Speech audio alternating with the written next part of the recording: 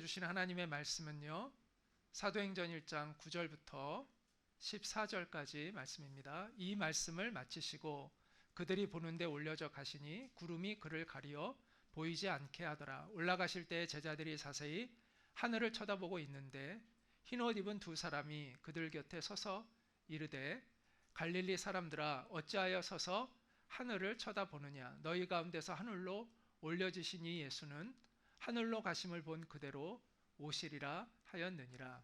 제자들이 감람원이라 하는 산으로부터 예루살렘에 돌아오니 이 산은 예루살렘에서 가까워 안식일에 가기 알맞은 길이라. 들어가 그들이 유하는 다락방으로 올라가니 베드로, 요한, 야고보와 안드레와 빌립, 도마와 바돌로메, 마테와 및 알페오의 아들 야고보, 셀롯인 시몬, 야고보의 아들 유다가 다 거기 있어 여자들과 예수의 어머니 마리아와 예수의 아우들과 더불어 마음을 같이하여 오로지 기도에 힘쓰더라. 이것은 살아계신 하나님의 말씀입니다. 아멘. 네, 오늘은 본 그대로 오시리라 라는 제목으로 사도행전 계속해서 두 번째 이제 강해를 하도록 하겠습니다. 강해 설교를 하겠습니다. 부활하신 예수님이 제자들과 함께 40일 동안 함께 계셨죠. 그리고 하나님 나라의 일을 가르치셨다라고 우리가 이제 배웠습니다. 그리고 제자들이 떠나시기 전에 하신 말씀, 성령이 임하시면 너희가 권능을 받고 예루살렘과 사마리아와 유대와 땅끝까지 이르러 너희가 내 증인이 되리라. 이렇게 이제 말씀을 하셨고 그 다음에 하늘로 올라가셨다고 이제 본문은 시작을 하는데요. 자, 우리 같이 한번 읽겠습니다. 시작. 이 말씀을 마치시고 그들이 보는데 올려져 가시니 구름이 그를 가리어 보이지 않게 하더라. 예수님이 하늘로 올라가신 것을 승천이라고 이제 이야기를 합니다. 승천. 예수님의 십자가와 부활과 승천은 연속적인 사건입니다. 우리를 위해서 행하신.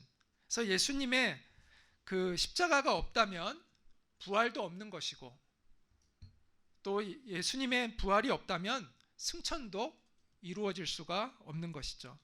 그러므로 십자가와 부활과 승천은 하나의 고리로 연결되어진 사건들이다.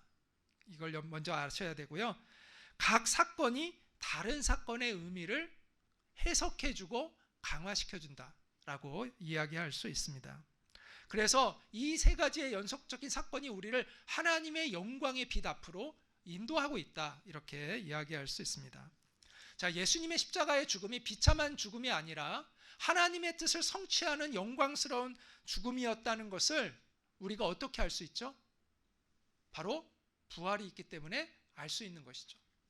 그리고 부활이 그냥 우연히 발생되어진 어떤 그냥 갑자기 그냥 우연에 의해서 일어난 그리고 단편적이고 일시적인 그런 기적이 아니라 인류 역사에 지속적으로 영향을 미치는 인류 역사의 변곡점이 되는 사건이라는 걸 우리가 어떻게 알 수 있느냐? 예수님이 승천하셨기 때문입니다.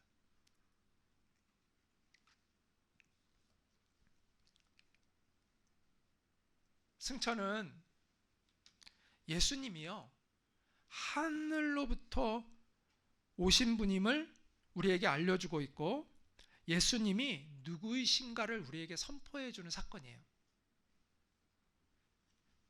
하늘 보좌에 앉으신 하나님이 인간의 몸을 입고 이 땅에 오셨잖아요. 그래서 다시 원위치로 돌아가시는 거예요. 그러니까 내려오셨기 때문에 올라가시는 거예요.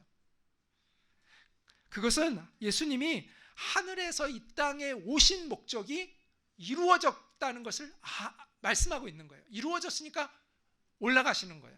그래서 예수님이 뭐라고 말씀하셨냐 하면 같이 한번 요한복음에 예수님이 하신 말씀이에요. 같이 읽어볼까요? 내가 하늘에서 내려온 것은 내 뜻을 행하려 함이 아니요 나를 보내신 이의 뜻을 행하려 함이니라. 나를 보내신 이의 뜻은 내게 주신 자 중에 내가 하나도 잃어버리지 아니하고 마지막 날에 다시 살리는 이것이니라. 이게 이루어졌다는 거예요. 내가 하늘에서 내려온 것은 목적을 얘기하시잖아요. 하늘에서 내려온 목적이 이루어졌기 때문에 하늘로 다시 올라가신 거예요. 그거를 의미하고 있다라는 것이죠. 그래서 예수님을 믿고 의지하는 자마다 사망에서 생명으로 옮겨졌다는 것이죠. 죽어가는 영혼들을 살리는 길이 분명하게 열렸기 때문에 예수님이 올라가신 거예요. 또한 예수님의 승천은, 예수님의 승천은 하늘로 오신 분임을 우리에게 알려주고 있고 그분이 누구이신지를 우리에게 알려주고 있다라고 말씀을 드렸어요. 자, 또 하나는 뭐냐면 예수님의 승천은요, 예수님이 온 세상을 다스리시는 왕으로 등극하셨다는 거예요. 대관식이 치러진 거예요. 왕이 되시는 대관식이 치러졌다라는 의미를 가지고 있어요. 그래서 예수님이 다스리시는 새로운 역사가 시작되었다, 인류 가운데. 이것을 의미합니다. 자, 예수님이 구원을 이루시고 나서 이제 손을 놓고 계신 게 아니라는 거예요. 이제 내가 다 이루어놨으니까 너 알아서 해, 이렇게 놔두신 것이 아니라는 거예요. 예수님은 지금도 일하고 계세요. 지금도 다스리고 계세요. 어디에서요? 하늘 보좌에서 다스리고 계시다는 거예요. 역사를 주관하고 계세요. 모든 만물의 통치권을 가지고 역사를 주관하고 계세요. 아담의 불순종으로 인해 망가진 이 세상을 하나님의 창조로 되돌이키는 일을 지금 예수님이 총지휘하고 계시다는 것입니다. 죄로 인하여 죽어가는 우리의 비참한 영혼을 다시 하나님의 거룩한 형상으로 회복시키는 이 새 생명의 역사를 누가 주관하신다고요? 예수님이 주관하고 계시다는 의미를 가지고 있는 거예요. 이처럼 승천은 예수님이 하늘로부터 오셨고 온 우주를 다스리시는 통치권자이심을 우리에게 선포하고 있는 것입니다. 승천하신 주님을 찬양합니다. 할렐루야. 제자들은 예수님이 승천하시는 그 경이로운 광경을 목격하죠. 엄청난 특권을 누렸어요. 넋을 잃었을 것 같아요. 여러분이 그 광경을 봤다고 생각해 보세요. 우리가 그 광경을 봤다고 생각해서 얼마나 황홀하겠어요. 그런데 그때 그들을 정신 차리게 하는 목소리가 들렸습니다. 자, 같이 한번 10절부터 11절 읽어보겠습니다. 시작. 올라가실 때 제자들이 자세히 하늘을 쳐다보고 있는데 흰옷 입은 두 사람이 그들 곁에 서서 이르되 갈릴리 사람들아 어찌하여 서서 하늘을 쳐다보느냐. 너희 가운데서 하늘로 올려지신 이 예수는 하늘로 가심을 본 그대로 오시리라 하였느니라. 자, 흰옷을 입은 두 사람, 아마도 천사겠죠. 그들이 어째서 너희는 그냥 이렇게 가만히 하늘만 쳐다보고 있냐. 너희 가운데서 올라가신 이 예수님이 너희가 본 그대로 다시 이 땅으로 오시리라. 그 소리에 제자들의 정신이 번쩍 들었어요. 아, 황홀경에 빠져 있을 때가 아니구나. 그들에게 주어진 사명이 있다는 것을 인식하기 시작했어요. 자, 예수님이요, 구원의 길을 여시는 거 혼자 다 하셨어요. 이 땅에 오셔서 홀로 십자가를 지시고, 다 도망갔잖아요. 예수님 홀로 십자가를 지시고 예수님이 부활하시고 하늘로 승천하셨어요. 거기에 우리가 도움을 드린 게 아무것도 없고 우리가 뭐 역할을 한 게 아무것도 없어요. 그런데 구원의 역사가 여기서 끝나는 게 아니라 이제 승천하신 예수님이 이 땅에 오신다고 약속하셨어요. 그때 구원이 뭐 한다고요? 구원이 완성되는 거예요. 구원이 완성돼요. 근데 여기서 우리가 주목해야 될 게 뭐냐? 예수님의 승천과 재림 사이에 구원이 시작되어지고 구원이 완성되어지는 것 사이에 우리의 역할이 있다는 거예요. 우리에게 주어진 사명이 있다라는 거예요. 이걸 깨달아야 돼요. 이 사명을 깨닫지 못한 사람은 아직 진정한 그리스도인이 아니다 라고 말할 수 있어요. 그리스도인다운 그리스도인이 아직 못됐다 라고 말할 수 있어요. 사도행전은 그 사명을 깨닫고 그 사명에 응답한 사람들의 이야기를 적고 있는 거예요. 어떻게 그들을 통해서 이 예수가 열어놓으신 구원의 길이 사람들에게 전파되었는가? 그리고 어떻게 예수가 다스리시는 이 생명의 역사가 그 사명을 깨달은 사람들을 통해서 어떻게 이 세상 가운데 그 역사가 펼쳐져 갔는가? 그 이야기를 사도행전이 이야기하고 있는 거예요. 그래서 사도행전은 같은 시대적 사명감을 가지고, 우리가 다른 시대를 살았지만 오늘날 이 시대에 같은 사명을 가지고 살아가는 우리를 통해서 주님이 무엇을 이루실 것인가를 깨닫게 하고 기대하게 하는 것이 바로 사도행전이라는 거예요. 하늘로 올라가신 예수님이 이 땅에 다시 오신다는 믿음을 우리가 재림신앙이라고 합니다. 따라해볼까요? 재림신앙. 예, 재림신앙하면 사회적으로 좀 이렇게 좀 재림하면 왠지 좀 이렇게 부정적인 생각들이 많이 있어요. 왜냐하면 사이비 이단들이 하도 이 재림신앙을 갖다가 왜곡시켜 놓았기 때문입니다. 많은 이단들이 예수님이 재림하신다라는 걸 강조하면서 일상과 단절되어진 고립된 생활 속에서 예수님을 맞이하도록 그렇게 사람들을 유혹해왔죠. 꼬여왔죠. 그 결과 가정도 파괴되고 재산도 잃고 관계들이 다 깨지고 사회적으로도 큰 무리를 일으켜 왔습니다. 지금도 사이비 이단들, 대표적으로 신천지, 계속 이런 데들이 계속해서 이러한 종말론을 가지고 잘못된 재림신앙을 가지고 사람들을 미혹하죠. 그러다 보니까 이제는 기독교인들도 이 재림이라는 말을 꺼내기가 부담스러울 정도까지 되었습니다. 그러나 재림은 기독교 진리의 매우 중요한 부분입니다. 예수님의 탄생, 따라해볼까요? 탄생, 죽음, 부활, 승천, 재림, 이 5가지는 기독교 복음의 핵심을 이루고 있는 거예요. 예수님의 부활을 믿는다면 승천을 믿을 수밖에 없고, 승천을 믿는다면 재림을 믿어야 되는 것입니다.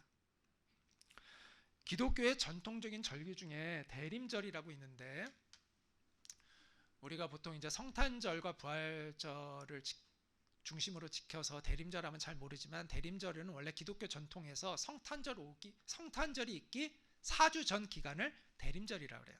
그래서 대림, 기다릴 대, 임할 임.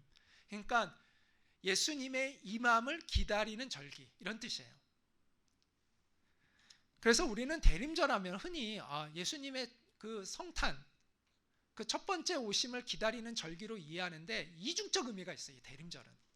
물론 예수님의 성탄을 기다리는 의미도 있지만 대림절의 중요한 의미는, 사실 더 큰 의미는 오실 주님을 기다린다는 뜻이에요.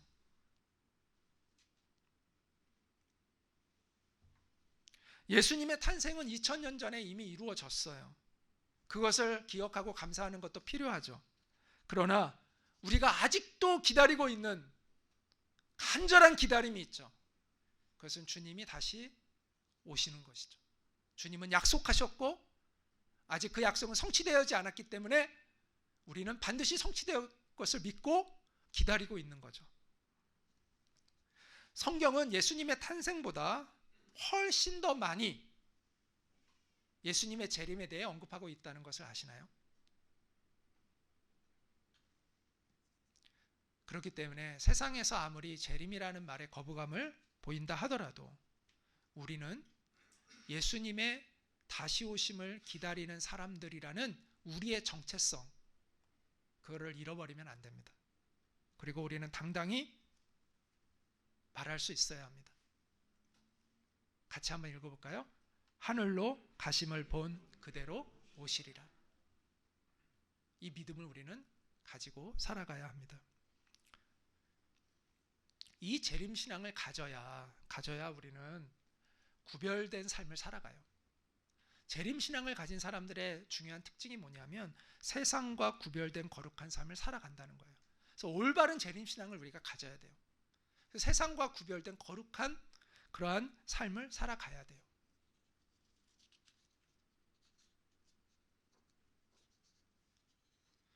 예수님의 승천을 직접 목격했고 천사들로부터 하늘로 가심을 본 그대로 오시리라 라는 말을 들었던 베드로는 초대교회 성도들에게 이렇게 외쳤습니다. 베드로가 쓴 베드로 후서에 보면 3장에 보면 그러나 주의 날이 도둑같이 오리니 그날에는 하늘이 큰 소리로 떠나가고 물질이 뜨거운 불에 풀어지고 땅과 그 중에 있는 모든 일이 드러나리로다. 이 모든 것이 이렇게 풀어지리니 너희가 어떠한 사람이 되어야 마땅하냐. 거룩한 행실과 경건함으로 하나님의 날이 임하기를 바라보고 간절히 사모하라. 그날에 하늘이 불에 타서 풀어지고 물질이 뜨거운 불에 녹아지려니와 우리는 그의 약속대로 의가 있는 곳인 새 하늘과 새 땅을 바라보도다. 우리를요 정말 그리스도인답게 만드는 것이 바로 이 종말론적 신앙, 예수님이 다시 오신다는 그 믿음입니다.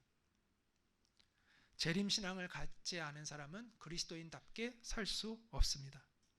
거룩한 행실과 경건함으로 살아가려면 우리 안에 재림신앙이 있어야 합니다. 다시 오시는 예수님을 내가 부끄럽지 않게 맞이해야지라는 그런 마음을 가진 사람만이 세상과 구별된 거룩한 행실을 가지고 살아갈 수가 있는 것이죠. 오늘날 이상한 그리스도인들이 있어요. 구원의 확신만 있고 재림신앙이 없는 아주 이상한 그런 기독교인들이 있어요. 스스로는 구원받았다고 말하지만 거룩한 행실과 경건함이 전혀 보이지 않는 이상한 기독교인들 때문에 교회의 권위가 세상 속에서 떨어지고 있는 것이죠. 그들이 무엇을 경험해서 구원의 확신을 갖게 되었는지는 모르지만 그들이 경험한 복음은 성경이 전하고 있는 복음이 아니라는 것입니다. 그들이 경험한 은혜는 성경이 말씀하고 있는 하나님의 은혜가 아닌 것이죠. 성경이 말씀하고 있는 그 진정한 복음은, 성경이 우리에게 전하고 있는 그 진정한 하나님의 은혜는 거룩한 행실과 경건함의 능력이 나타나는 복음이고 은혜입니다. 그래서 재림신앙을 가진 사람들은 구별된 삶을 살아간다. 또 하나, 재림신앙을 가진 이들의 특징은 선교 완성에 대한 열정을 가지고 있다는 것입니다. 예수님이 친히 이렇게 말씀하셨죠. 이 천국 복음이 모든 민족에게 증언되기 위하여 온 세상에 전파되리니, 이 복음이 땅끝까지 전파되어야 끝이 온다라고 이야기했습니다. 또 예수님은 이렇게 말씀했습니다. 그러므로 너희는 가서 모든 민족을 제자로 삼으라 라고 그렇게 우리에게 명령하셨습니다. 또 예수님은 이렇게 말씀하셨습니다. 오직 성령이 너희에게 임하시면 너희가 권능을 받고 땅끝까지 이르러 내 증인이 되리라. 이렇게 세계 복음화에 대한 이야기를 계속해서 예수님이 강조하고 있습니다. 이처럼 예수님의 재림과 땅끝 선교, 세계 선교의 완성은 긴밀히 연결되어 있다는 것을 알게 됩니다. 그래서 예수님의 재림을 기다리며 갈망하는 사람들이 품게 되는 그 열심은 세계 선교를 향한 열심입니다. 예수님은 우리를 세계 선교의 사명으로 부르고 계십니다. 물론 우리가 다 해외 선교사로 나가는 것은 아닙니다. 저도 안 나가고 있잖아요. 그러니까 무조건 다 해외 선교사를 가야 된다는 얘기는 아니에요. 어떤 이들은 나가고 어떤 이들은 남아있죠. 나가는 이가 적죠. 그러나 늘 강조하지만 우리는 우리가 부르신 삶의 영역에서 선교자적 삶을 살아갈 뿐만 아니라 세계 선교에 대한 열정을 가지고 같이 그 일을 해나가는 사람들이라는 의식을 가지고 있어야 된다는 거예요. 그래서 함께 선교해야 한다. 우리가 선교사님들 보내고 나는 방관하는 게 아니라 우리가 함께 선교해야 된다. 그런 생각을 가져야 된다는 것이죠. 부대도요, 전투부대만 있는 게 아니죠. 전투부대만 있으면 뭐예요? 전투부대 외에 뒤에 여러 지원하는 지원부대가 있어야 전투부대가 전투를 제대로 할 수가 있는 거죠. 그래서 선교학에서 예수의 공동체를 모달리티와 소달리티라고 이렇게 전문적인 용어를 쓰는데, 뭐 이건 너무 어려운 얘기고, 쉽게 얘기하면 모달리티는 지역교회를 얘기하고 소달리티는 선교단체를 얘기해요. 그러니까 선교단체는 전투부대와 같아요. 최전방에 나가서 거기에 복음을 막 전하는 그런 일을 하는 것이 선교단체죠. 반면에 지역교회는 후방부대와 같은 거예요. 그래서 앞에 나가 있는 그 선교사들이 그 일을 할 수 있도록 교회가 물질로 후원하고 기도로 후원하고 또 어려운 일이 있으면 같이 돕고 이러는 후방의 역할을 하는 것이 바로 모달리티, 지역교회의 역할이라는 거예요. 그래서 이 지역교회와 선교단체가 서로 잘 협력해서 그 일, 선교를 함께 이룰 때 하나님의 선교는 효과적인 선교가 되는 것이죠.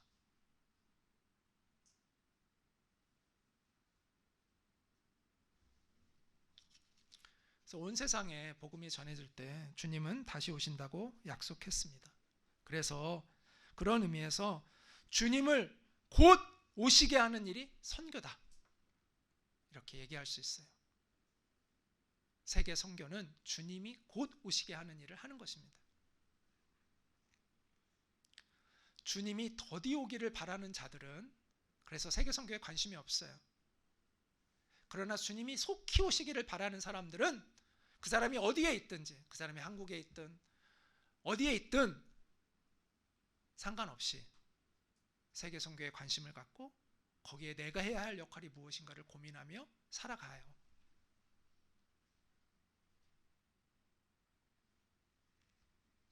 물론 제가 늘 강조하지만 선교는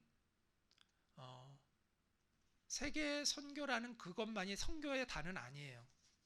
늘 강조하지만 선교라는 것은 굉장히 포괄적인 의미이고 하나님의 창조 목적에서 벗어난 것을 회복시키는 모든 것이 다 선교라고 이야기했습니다. 기억하세요? 네.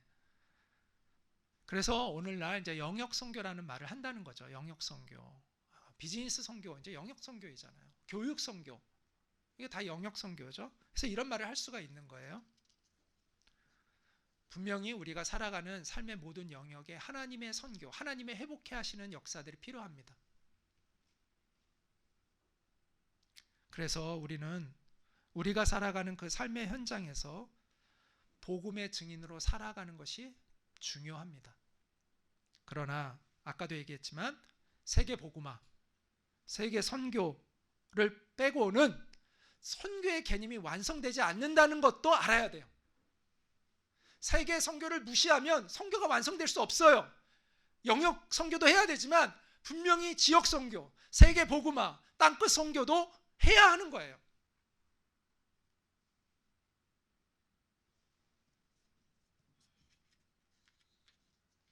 그러므로 이렇게 이제 결론적으로 이야기할 수 있어요. 정리하자면 같이 한번 읽어볼까요? 시작.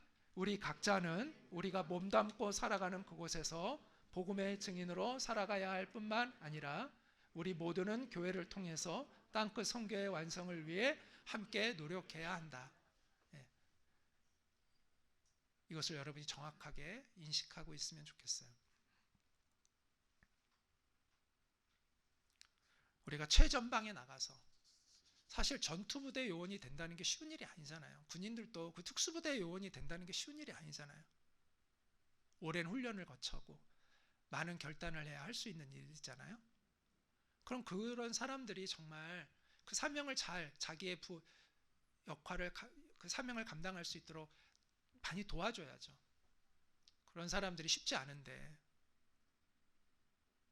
그러니까 우리가 그런 의미에서 최전방에 나가서 복음을 전하고 있는 우리 선교사님들을 우리가 소중하게 여기고 그 자원을 소중히 여기고 우리가 그들을 격려하고, 이미 한번 나가는 것도 어려운데 이미 나가 계신데 정말 순수한 마음으로 하나님을 사랑하고 그 안에서 열심히 섬기하고 계신 분들을 우리가 잘 이렇게 분별해서 그분들을 열심히 조건 없이 돕고 섬기는 것이 바로 이 지역교회들이 해야 할 중요한 일이다 라는 것을 꼭 기억하시기 바랍니다. 우리 교회가요, 우리만의 교회가 되면 안 돼요. 주님의 교회가 되어야 하는 것입니다. 하나님의 나라를 위한 교회가 돼요. 우리를 위한 교회가 아니라 하나님의 나라를 위한 교회가 되어야 합니다. 그러려면 우리끼리 성을 쌓아놓고 우리끼리 잘 살고 이런 생각을 가지고 교회 생활을 하면 안 됩니다. 하나님 나라의 차원에서 우리의 역할, 그 비즈니스에서는 포지셔닝이라는 말을 많이 쓰는데 우리의 포지셔닝, 우리의 위치, 우리의 역할을 찾아야 돼요. 세계 선교에서 우리 교회는 어떤 역할을 할 것인가를 함께 찾는 거예요. 그리고 그 역할을 함께 이루어 나가는 것이 우리가 이곳에 모여 있는 목적이다라는 것을 아시기 바랍니다. 그런데 이게 우리 힘으로 안 돼요. 우리가 그렇게 열심히 해야 되는데 우리가 열심히 한다고 되는 게 아니에요. 그래서 우리가 무엇 해야 돼요? 성령을 받아야 되고 성령의 도우심을 구해야 되고 그러기 위해서 기도해야 하는 거죠. 그래서 제자들이 모여서 기도했던 거예요. 여기 보면 예수님의 제자들의 이름이 쭉 나옵니다. 가룟 유다를 뺀 11명의 제자들의 이름이 쭉 나오고 거기에 여자들과 예수의 어머니 마리아, 예수의 아우들, 그러니까 더불어 마음을 같이하여 등등의 사람들이 더불어 마음을 같이하여 기도하기에 힘썼다라고 이야기하고 있습니다. 그들이 이렇게 모여서 기도한 이유는 예수님이 성령이 오시는 것을 기다리라고 말씀하셨기 때문이죠. 너희는 성령으로 세례를 받을 것이다. 성령의 충만함을 입게 될 것이다 라고 말씀하셨기 때문에 그래서 그들은 기다렸던 것입니다. 그들은 그저 가만히 기다렸던 것이 아니라 두 가지를 했는데 그게 무엇이었냐면 마음을 같이 했고 기도했다는 거예요. 그래서 이 두 가지를 합쳐서 본문 14절은 같이 한번 읽겠습니다. 시작.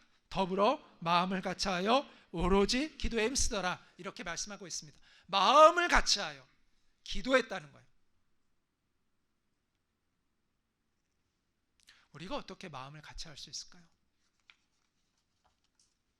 우리 자라온 환경도 다르고 또 각자의 소득 수준도 다 다르고 또 배운 것도 또 서로 다 다르고 추구해 왔던 것들도 다 다르고 성향과 성격도 다 다른데 우리가 어떻게 하나가 될 수 있을까요? 그 비결은 바로 주님이 우리에게 주신 그 사명, 그 공통의 사명을 깨닫게 될 때 우리는 하나가 될 수 있는 것입니다. 사람들은 교회가 무엇인지를 잘 몰라요. 그래서 교회를 종교 집단으로 이해하는 사람들이 있어요. 우리의 안녕과 평안을 얻고자 하는 마음으로 내가 종교 생활을 하는 거지. 그래서 나 교회 가는 거야. 이렇게 교회를 이해하는 사람이 있습니다. 인간의 종교성이 발현되는 곳으로 교회를 이해하고 있는 거죠. 그럼 그 사람은 사실은 교회를 선택했을 뿐이지 절에 가는 거나 교회를 가는 거나 자기 혼자 명상을 하는 거나 다를 바가 없는 거죠.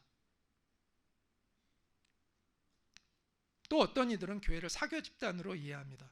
교회 오면 그래도 조금 따뜻한 사람들이 있으니까 세상보다는 조금 따뜻하고 그래서 내가 가면 그래도 좀 마음의 위안도 얻고 격려도 얻고 또 서로 이렇게 사귀는 즐거움도 있고 그래서 난 교회 가는 거야 라고 생각하는 사람도 있습니다. 또 어떤 사람은 비즈니스에 도움이 되기 때문에 교회를 오는 사람이 있습니다. 그래서 그런 사람들은 주로 대형 교회를 좋아합니다. 왜? 대형 교회를 가야 많이 사람을 만날 수 있고 관계를 넓혀가고 그것을 통해서 자기 비즈니스에 많은 도움을 얻을 수가 있기 때문이죠. 근데 교회는요, 그처럼 가볍고 세속적인 공동체가 아닙니다. 하나님의 뜻을 함께 힘써 알아가고 그 뜻에 복종하고 하나님으로부터 오는 사명을 감당하고자 몸부림치는 공동체, 그 거룩한 공동체가 교회입니다. 그래서 사도 바울은 교회를 하나님이 자기 피로 사신 교회라고 얘기했어요. 그래서 여기서 우리가 흔히 예수님이 피로 사신 교회라는 표현을 하는 겁니다. 예수님이 피 흘려 죽으심으로 창조하신 공동체가 바로 교회입니다. 예수님의 그 십자가의 보혈로 죄사함을 얻고 하나님의 거룩한 백성으로 회복되어서 하나님의 뜻을 받들게 된 사람들이 모여있는 공동체가 바로 교회입니다. 그래서 이렇게 얘기할 수 있어요. 예수님은 교회를 세우기 위해서 이 땅에 오셨다라고도 말할 수 있어요. 우리는 우리에게 베푸신 그 구원을 너무 개인적인 차원에서만 이해하는 경향들이 많아요. 물론 구원은 개인적인 차원도 있습니다. 그러나 구원은 단순히 개인적인 차원만, 개인적인 회복만 의미하는 것이 아니라 공동체의 회복을 담고 있어요. 그래서 복음은 우리 개인의 영혼을 구원할 뿐, 회복시킬 뿐만 아니라 우리의 가정을 새롭게 하고 우리의 공동체를 새롭게 해요.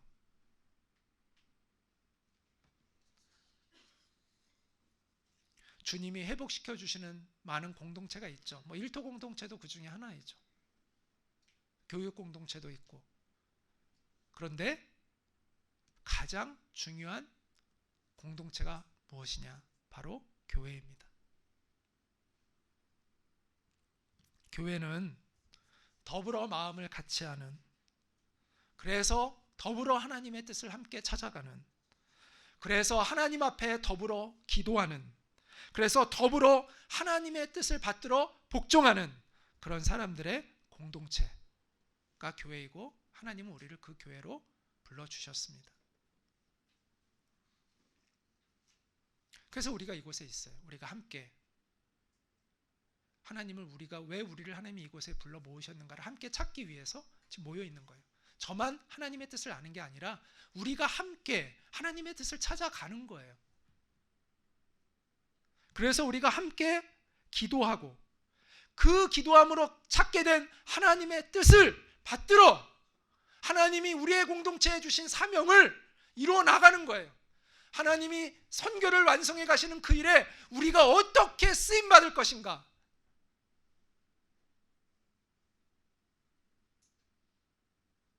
내가 어떻게 쓰임 받고 우리 공동체가 어떻게 쓰임 받을 것인가를 끊임없이 함께 같이 고민하며 그것을 이루어 가기 위해 우리가 이곳에 있는 것이죠. 그래서 교회에서 패거리로 다니면 안 돼요. 패거리가 생기면요, 마음을 같이 하기 어려워져요. 물론 사람이기 때문에 자기가 좋아하는 사람도 있고 또 이렇게 잘 통하는 사람이 있죠. 그런 걸 제가 부인하는 것은 아닙니다. 그러나 그렇게 해서 이렇게 좀 몇몇 그룹이 있을 수 있어요. 근데 그 그룹들이 패거리가 되면 안 돼요.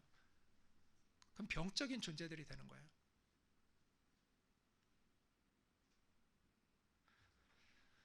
이 패거리가 되는 사람들이 어떤 사람들이냐? 교회 안에서 자기들끼리 똘똘 뭉쳐 있다가요, 갈등이 생기고 분쟁이 생기면 단체적으로 행동을 해요. 심지어 교회를 단체로 떠나요.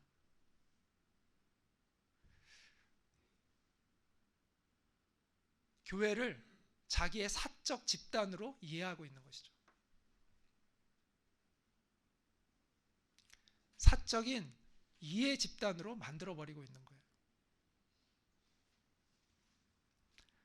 하나님을 정말 경외하며 기도하는 사람들은요, 그렇게 할 수가 없어요.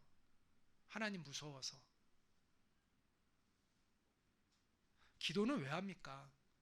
기도는 하나님의 사명을 감당하기 위해 기도하는 것이죠. 예수님의 제자들이 왜 기도했습니까? 예수님께 받은 사명을 감당하기 위해 기도했던 거예요.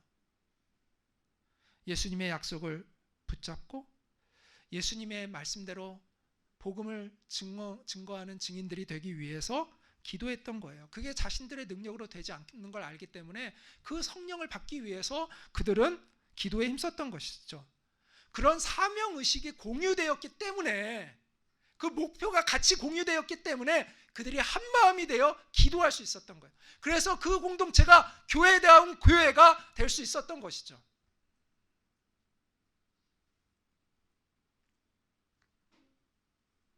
오늘날 교회를 교회답게 하지 못하는 패거리 집단을 형성하고 부끄러운 줄 모르고 행동하고 있는 그러한 사람들은 사명감이 없는 거예요. 하나님으로부터 오는 사명감을 모르고 있는 거예요. 잃어버렸거나 복음의 증인으로 살고자 하는 거룩함을 잃어버렸기 때문입니다. 그래서 자기의 욕망을 이루기 위해서 기도하지 하나님의 사명을 이루기 위해서 기도하지 않으니까 제어가 안 되는 거죠.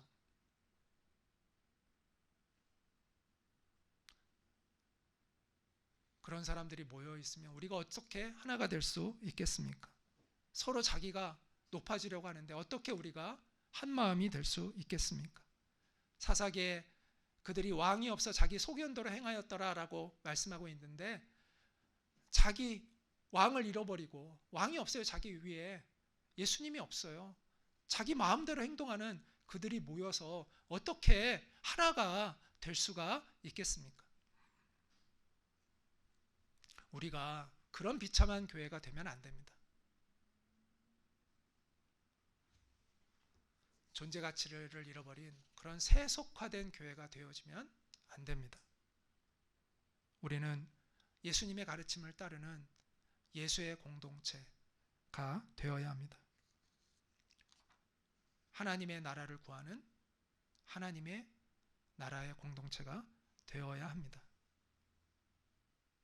그리고 우리가 살아가는 삶의 현장에서 복음을 전하고 또 동시에 세계 선교를 위해서 협력하는 그런 사명의 공동체가 되어야 합니다. 그러기 위해서 우리는 한 마음이 되어 기도하는 것입니다. 그럴 때 성령님이 임하실 것입니다. 우리가 그런 사명감을 같이 가지고 정말 우리 교회가 교회다운 교회가 되기를 원하는 간절한 마음으로 우리가 함께 기도할 때 성령님이 우리 가운데 임하셔서 우리를 충만하게 성령으로 채워주시고 우리 교회가 정말 하나님이 원하고 기뻐하시는 교회가 되도록 이루어 가실 것입니다. 다시 오실 예수님을 사모하는 우리 모두가 되기를 원합니다. 우리를 이 드림이 교회로 많은 교회들이 있는데 또 우리는 그 교회들과 함께 하나 연대의식을 가지고 같이 가야 되죠. 근데 하나님이 특별히 이 드림이 교회에 우리를 보내주셨을 때는 하나님이 우리의 공동체를 통해서 또 어떤 역할을 맡기기를 원하실 거 아니에요? 그 세계 선교라는 큰 흐름과 하나님의 선교라는 하나님의 그 큰 픽처 속에서 우리에게 주신 그 퍼즐이 있을 거 아니에요? 그것을 우리가 함께 찾고 그것을 함께 이루어가는 우리 교회가 되기를 소망합니다. 그래서 정말 하나님의 기쁨이 되는 교회가 우리 교회가 되기를 원하고요. 하나님의 영광을 드러내는 교회가 되고 또 하나님으로부터 오는 그 역사적 사명, 이 시대에 우리가 이곳에 함께 모여 있다는 게 우리에게 주어진 역사적 사명이잖아요. 그 사명을 함께 이루어 나가는 우리 드림이 교회가 되기를 간절히 소망합니다.